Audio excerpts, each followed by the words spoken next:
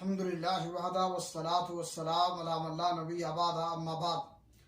ناظرین کرام، نبی اکرم صلی اللہ علیہ وسلم پر دعوت کے تعلق سے سورہ مدثر کی ابتدائی آیتیں نازل ہوئیں۔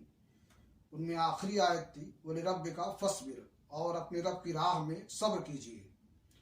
اس آیت میں اشارہ ہے کہ اللہ کی طرف دعوت کا کام شروع کرنے کے بعد معاندین کی جانب سے مخالفت، استہزاء، ہنسی اور ٹھٹھے کی شکلوں میں ایذا رسانی سے لے کر آپ کو اور آپ کے ساتھیوں کو قتل کرنے اور آپ کے گرد جمع ہونے والے اہل ایمان کو نیست و نابود کرنے تک کی بھرپور کوششیں ہوں گی، اور آپ کو ان سب سے سابقہ پیش آئے گا۔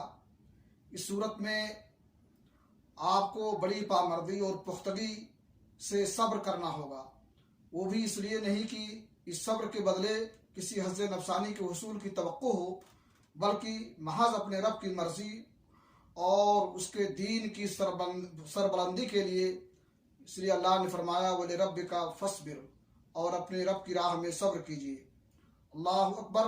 یہ احکامات اپنی ظاہری شکل میں کتنے سادہ اور مختصر ہیں، لیکن عمل اور مقصود کے لحاظ سے یہ احکامات کتنے بھاری، کتنے باعظمت اور کتنے سخت ہیں، اور ان کے نتیجے میں کتنی سخت چومکھی ہوا اور آندھی وبا ہوگی جو ساری دنیا کے گوشے گوشے کو ہلا کر اور ایک دوسرے سے گتھ کر رکھ دے گی۔